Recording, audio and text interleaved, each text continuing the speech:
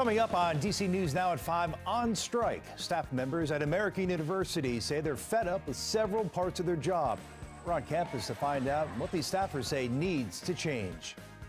And withdrawing their pleas. The Maryland couple accused of selling secrets is now changing their minds. What they're saying tonight. And students across the DMV return to the classroom. We'll show you how the first day went for kids in Northern Virginia. Hi, everybody. Thanks for joining us for DC News Now at 5. I'm Chris Flanagan, in today for Mark Hall. All right, we've got some storms rolling through parts of the DMV right now. So let's check in with meteorologist Scott Sumner. And Scott, these storms aren't very widespread right now. That's correct, Chris. You know, it's almost as if Mother Nature knows it's on camera because it's been quiet and all of a sudden 10 minutes before we went on air. Yes, indeed, we do have a severe thunderstorm warning. This is for the city of Winchester up in Frederick County, Virginia. Under the warning here.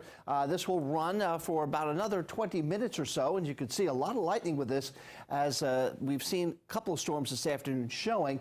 And this will continue to move east at about anywhere between 15 and 20 miles an hour. It's just going to be a little bit north of Berryville or scrape the city of Berryville. So if you're living in that general vicinity, certainly hunker down here for the next half an hour or so. And you'll notice on the last image there, it's up to about 35,000 feet, so it's pretty high up in the atmosphere where clouds, planes actually fly. So it's a pretty tall thunderstorm. But as we do a little radar tour, we'll move from there across to the east. Now, we're looking back here, Thurmont, Walkersville. This is Frederick County, Maryland. Nothing there. The strongest of storms with a lot of lightning are just to your east in Carroll County. They continue to pull up into Pennsylvania.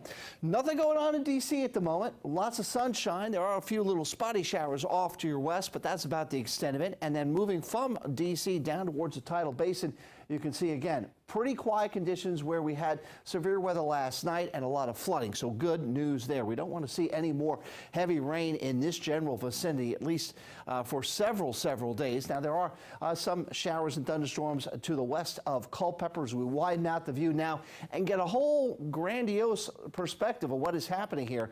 So those are moving away. These are moving in. And these showers here we'll have to watch again to the west of Culpeper. As a matter of fact, our future scan picks up on those showers over the next hour, continue to pull through Culpeper and heading towards Spotsylvania, where Fredericksburg lies, and over towards Stafford County as well.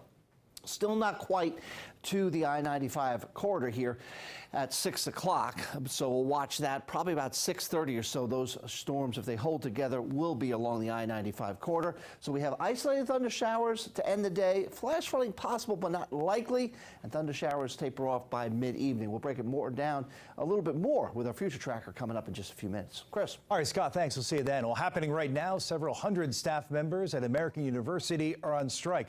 This is all happening during move-in day. Our Katie Ree was there on campus, was able to speak with some union members in the day students returned to campus. She has more on this story. I make less than what one student pays for the cost of attendance at AU for a year. And I've been with AU since 2003. As students return to the American University campus, hundreds of staff members are hitting the picket line. They say they're fighting for higher wages, lower health care costs, and better treatment by the administration. We need to make sure AU is paying fair wages, that the wage structure in terms of how it progresses over time is more equitable and fair, and that health care is more affordable for our staff members. We don't want to be on strike. We'd much rather be at our desks. We don't want to give up a week's wages, but we need this contract to survive. My husband works 3 jobs so that I can take care of my son after I get home from my individual job at AU. I'm a working mother just like Sylvia Burwell. I'm surprised she's not accommodating to this type of humanity. American University President Sylvia Burwell told DC News Now in a statement that after more than 30 bargaining sessions, the union rejected the school's offer, saying in part, "We negotiated in good faith and agreed to non-compensation safeguards and guarantees sought by the union. Our fair, equitable, and comprehensive compensation offer addressed the union's positions and included a 4% salary increase consisting of a 2.5% across-the-board increase for all unit members and a 1.5% performance pay pool this year. But union members say a 2.5% salary increase is not enough and that the university has been unwilling to meet to negotiate. They refused to even talk about economics until April. And in April, conveniently, they already closed their budget process for the next 2 years. So they said, oh, we've already budgeted for salaries, and this is what we've budgeted for. And so there's no more money. Inflation is up around 8%, right? And so our wages would have to go up at least 8% in this year to even match what has happened right now. And that's obviously not even what we're asking for. That was Katie Erie reporting. Meanwhile, a Fauquier County man pleads guilty to the 2020 Valentine's Day murders of his mother and 6-year-old brother. Court records show Levi Norwood, who was 17 at the time of the killings, admitted to killing Jennifer and Wyatt Norwood in his family's home 2 years ago. His attorney considered not guilty plea by reason of insanity, but Norwood has repeatedly been found competent to stand trial. A sentencing date has not yet been set. A Capitol Heights man is accused of shooting and killing his wife. 37-year-old Orville Dean Fairweather is charged with first and second-degree murder. Prince George's County police say he shot his wife, 34-year-old Jolesia Fairweather, during a dispute at his home Sunday morning. She died a short time later at the hospital. Fairweather is being held without bond. Meanwhile, Metropolitan detectives are still searching for a man wanted for first-degree murder. They say 27-year-old Avery Miller shot and killed a 25-year-old man on August 10th in Southeast D.C. MPD is offering up to a $25,000 reward to anyone who can lead to an arrest or conviction in this case.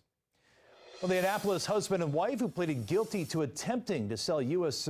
submarine secrets to foreign governments are withdrawing their guilty pleas. Jonathan and Diana Toby will now stand trial on espionage charges. The feds say that Toby's thought that for almost a year, they were selling top-secret nuclear submarine information to foreign government. Turns out they're actually dealing with an undercover FBI agent, and they're passing the intel hidden in a peanut butter sandwich. The couple could face life in prison if convicted.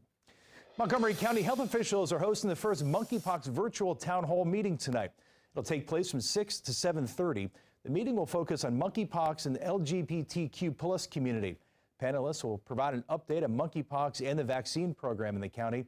They will also provide information and prevention for treatment.